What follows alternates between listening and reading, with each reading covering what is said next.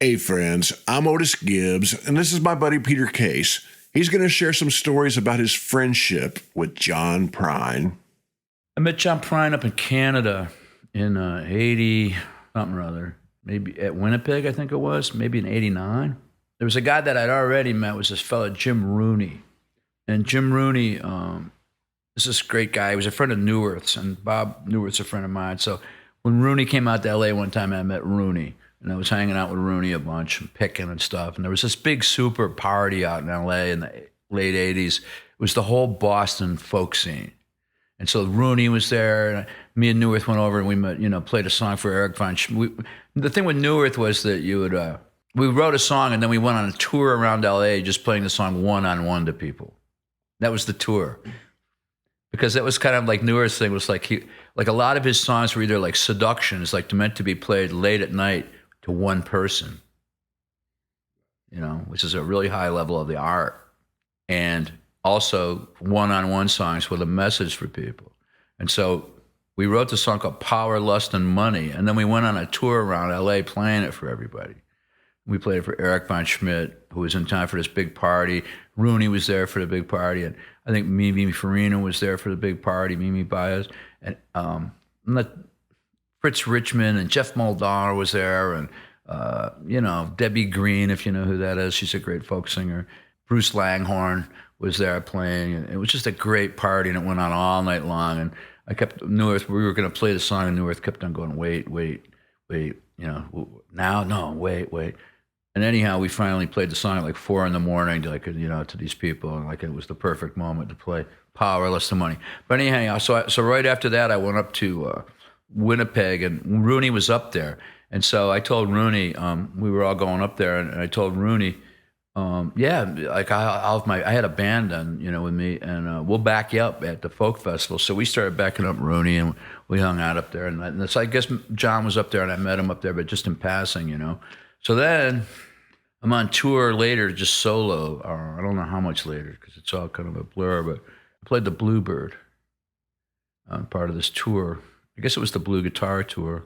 And the front table was reserved, and the rest of the club was pretty full, but there was just this one table right in the middle up front that was reserved, or like maybe one table back, and it was reserved. And then John Prine came in alone, and they just like put a bottle down there and like a glass, and like he just sat there and he watched my set, which made me fairly, as you can imagine how you'd feel, but it was great in a way too, And then somehow, I can't remember what happened, but we talked on the telephone, and I went up there to write, So that's when I started writing with him, right after that gig. But he was a real sweet guy. It was like a kind of a lot, there's not a whole lot, he's different than a lot of the people you meet in music. He was very aware of other people. It wasn't all about him. And so he was aware of other people and the way they feel, and, he was just aware of people.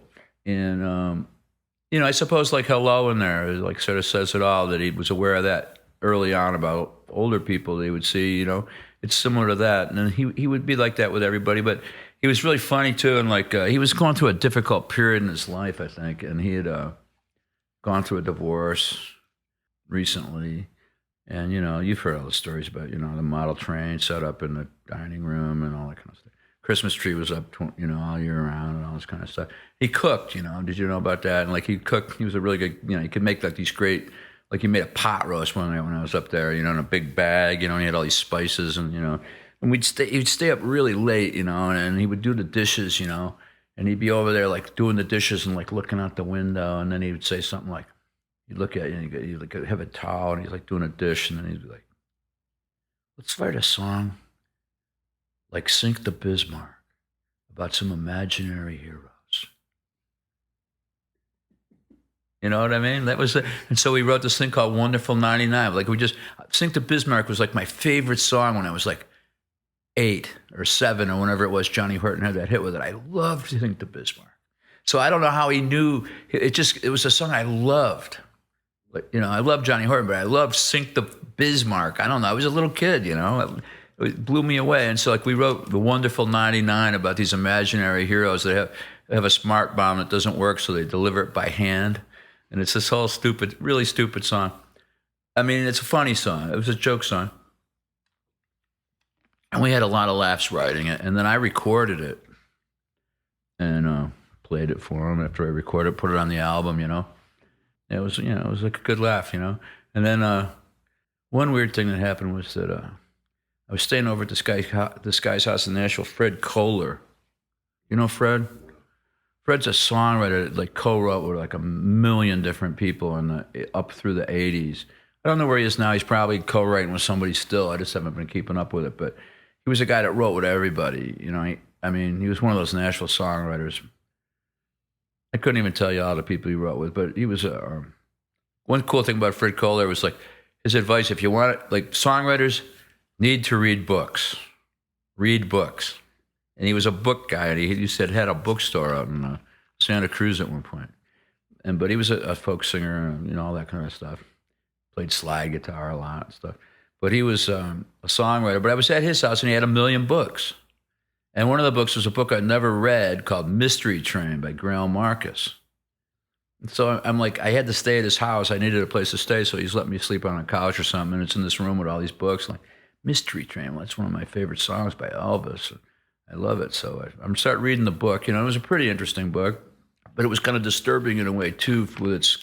That kind of rock criticism is kind of if you're actually a musician, it feels like somebody's trying to be God and you've been consigned to like one of the rings of hell by by like this guy that's like playing, you know, Dante, you know, and so this is what rock criticism feels like to me. It's like they want to assign everybody somewhere between, you know, the ninth circle of hell and, you know, the paradise, you know, like some, you know, and it's just bullshit because like who are they to like make these calls? But you know, they don't make them with much humility. And Grail Marcus, who does write some, I found a few things by him to be really interesting. Like he's got like a really great piece in he has a book about Shape of Things to Come, I think it's called, and it's about prophets, you know. And I really like to study prophets. Like I'm reading a book right now about, you know, the prophets, you know, in the Bible and everything. I find that really interesting. I like Hasidic literature too a lot, and I like Martin Buber, and I like all that kind of stuff. I like it a lot. And then our man Grail wrote a really great piece that stands out in one of two or three, in my opinion, that stands out in his career, because I'm going to assign him his place in hell too. I have almost no use for most of it, but that's a great piece. The first piece in there about America and what America means is like an antidote to where we're at right now, and it's like a very beautiful piece. In the Shape of Things to Come, nobody's going to read it from me because I say so, but it's good. In that book, Mystery Train, he said, a great artist has to have a great audience. Huh. Great artist must have a great audience. So I go over there, and John's like standing there by the sink doing some dishes. I go, John, yeah, I was like, I think he's cooking or getting things ready and doing at the sink down. I'm like, I was over at Kohler's, man. And like he had this book, and it was by this guy Grail Marcus, and it's like, it said something about like a great artist has to have a great audience. John just turns at me and like looks at me, and I'm like, sorry, man. I just felt really ashamed to be quoting that kind of shit. You know, it's just so irrelevant, and so just like he just looks at me like that's the stupidest thing I've ever fucking like. What are you talking about? And so then he goes, like a little while later, we're sitting there, and like he had this song he wanted to write. You know, every guitar player, a lot of guitar players have a thing like when you open up a guitar case and you take out a guitar, there's a riff or a thing that you play that like you play. Do you have like this, like a thing like you pick up a guitar and you go, you know, it's like something, right? And a lot of times it's nameless, but he had this one, and it's like this melody, and he's been playing it his whole life, and he's never written words for it. So he goes, I think we can write the great 3-chord love song if we could just write the words to this, you know? Okay. So we start trying to listen to it and figure out how to do it. And like, we're just sitting there like, nothing. It's just like hopeless. We play it. And then we were playing the song Log Train on the Hank Williams. You ever heard Log Train by Hank Williams? So we're playing that. Like we played that a lot. I don't know why. We just kept on, put on Log Train again, you know? We're like, listen. We kept on putting on Log Train. And then put on Log Train again, man. Yeah, you know. And I don't know what we were looking for in Log Train, but then like John's hanging out there and we're sitting there and he goes, let's write a song about the first monkey that ever went into outer space and what he's been doing since his 15 minutes of fame ran out. And that song just like wrote itself. We just sat down and like started laughing and wrote the Space Monkey song, you know. And it was about 2 a.m. We got it done, and he calls up Al Bonetta at like 2 a.m. Al comes over.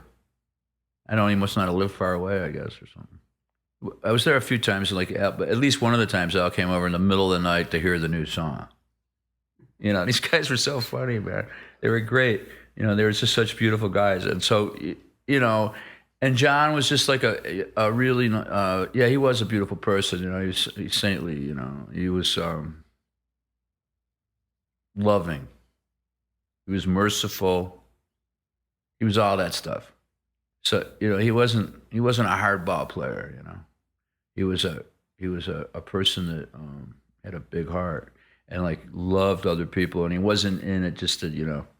And he was also really funny. He was like Jerry Lewis or something. Like he would just do things just because they were funny, you know what I mean? Like you know, like really.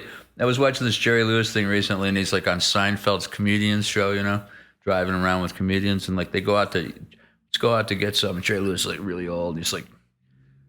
They go to this restaurant and they take the order of Seinfeld and the waitress is like, Jerry Lewis, like, what do you want? He's like, I want 4 eggs up. And I want 3 orders of bacon.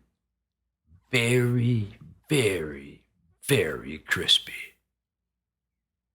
Okay, this guy's like 80 years old. Okay. So they bring it and then he's like, the bacon comes and it's just like straight as a board, you know. And he goes, I need some more salt. And then he like puts it, then he's going. I mean, it was so funny, man. It was so Jerry Lewis, you know. But those guys were like that a bit too, you know, like they just were, you know, they were funny, you know. So I mean, I don't know. So that's all I know about. I mean, I could talk forever about it. But.